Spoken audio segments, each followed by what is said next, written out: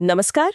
आज हम एक दिलचस्प विषय पर बात करने वाले हैं। नमस्कार। हम 2030 में भारत कैसा दिख सकता है, इस पर एक नजर डालेंगे।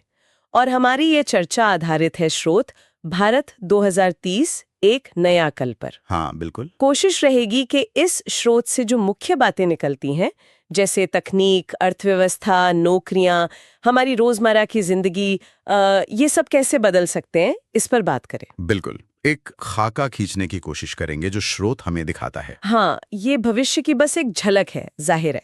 पर इसमें जो संभावनाएं दिख रही हैं, वो काफी रोमांचक हैं। हाँ, कुछ हद तक महत्वाकांक्षी भी कह सकते हैं। तो चलिए देखते हैं इस स्रोत में क्या खास है। शुरुआत करें तकनीकी बदलावों से। हाँ, जरूर। तकनीक तो आजकल हर चर्चा के केंद्र में है। स्रोत में स्मार्ट शहरों का जिक्र है।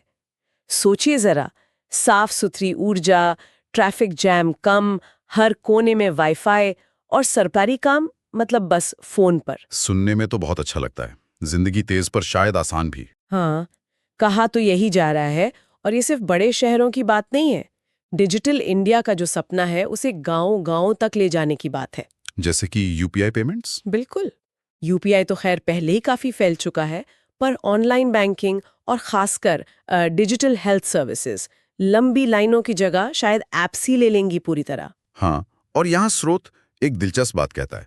ये सिर्फ सुविधा का मामला नहीं है। अच्छा, तो फिर क्या है? बात है दक्षता बढ़ाने की।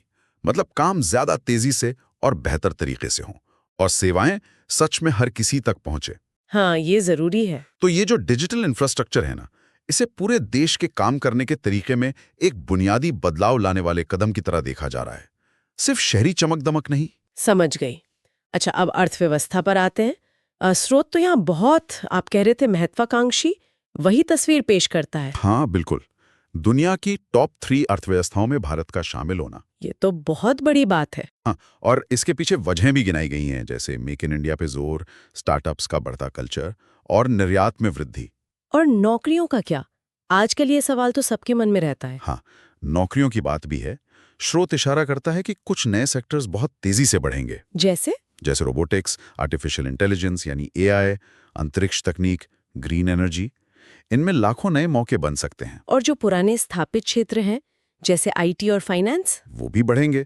लेकिन स्रोत एक और बात पे जोर देता है किस बात पर? कि भविष्य में शायद डिग्री से ज्यादा हुनर यानी स्किल की पूछ होगी, प्रैक्टिकल नॉलेज। हाँ, ये बात तो अब सुनाई देने लगी है काफी। और ये भी कि भारतीय कंपनी अब सिर्फ भारत में नहीं बल्कि दुनिया भर में अपनी पहचान बना रही हैं।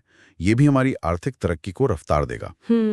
तो ये सिर्फ आंकड़ों का खेल नहीं है, बल्कि भारत की वैश्विक भूमिका में भी एक बदलाव का संकेत है। बिल्कुल सही। अच्छा, आर्थिक तरक्की तो ठीक है, लेकिन इसका पर्यावरण पे असर, उसका क्या? हाँ, ये एक बहुत ही अहम सवाल है और स्रोत इसे नजरअंदाज नहीं करता। तो क्या कहता है स्रोत इस बारे में? हरित और स्वच्छ भारत के लक्ष्यों का जिक्र है, जैसे इलेक्ट्रिक गाड़ियों को बढ़ावा देना, सौर ऊर्जा का ज्यादा से ज्यादा इस्तेमाल, कचरे का सही निपटारा, रिसाइकलिंग, प्रदूषण कम करना। मतलब विकास के साथ साथ पर्यावरण का भी ध्यान रखने की कोशिश। कोशिश तो यही है।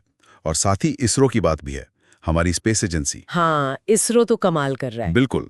उनकी योजनाएं और भी बड़ी हैं, खासकर इंसान को अंतरिक्ष में भेजने का मिशन।